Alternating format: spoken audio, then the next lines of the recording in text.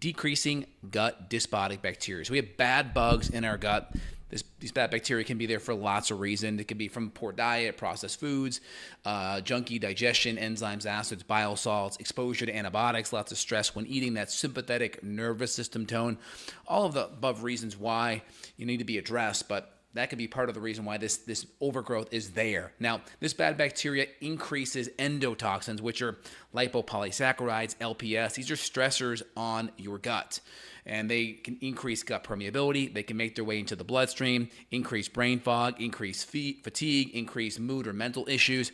And so when you look at gut issues, if we can lower dysbiosis, we lower endotoxin or LPS. That decreases stress in the liver, decreases gut permeability, helps with brain, energy, mood, etc. So when we help the gut, it spirals into lots of different things. So out of the gate, what's a low FODMAP diet? That's a low fermentable diet. Fructose, oligo, disaccharide, mono, and polyol. These are fermentable sugars. They're in healthy foods too. So it's kind of frustrating. You're like, hey, I got these issues. Should I go on a low FODMAP diet? Now, FODMAP diet isn't the whole thing. We'll talk about why. There's a lot of junky foods on it that are considered low FODMAP. So you want to look at everything. Is it nutrient dense? Is it anti-inflammatory? Is it low toxin? We want to look at it holistically, and then we can say, hey, should we also work on getting the fermentables down? Now, fermentables will definitely have an impact on your gut bacteria, commensal bacteria, which is your normal flora. It can definitely lower it, but more importantly, it can, which may not be the best thing.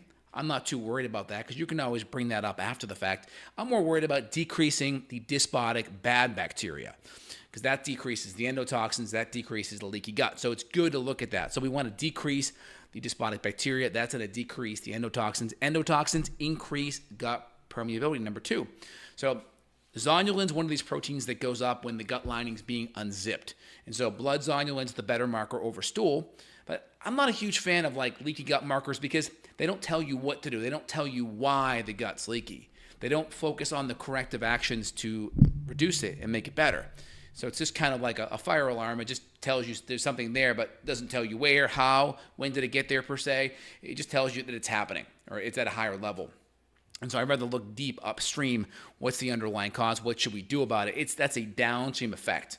But, zonulin's that marker there. There is stool zonulin and blood. Blood's going to be the better marker. Now, when you have lots of dysbiotic bacteria in the gut, that can increase histamine. That can make you brain foggy. That can make you probiotic intolerant, sensitive to probiotics, right? Histamine issues. You're sensitive to fermented foods, sauerkraut, kimchi, right? You have some bacon, you have some cheese. Maybe you're really sensitive to it. You get foggy. You get flushed, right? That flushing symptom. A lot of your histamine, when you have dysbiotic bacteria, comes from your bad bugs in your gut. So if we can knock the gut bacteria down, that makes a huge difference in helping you heal.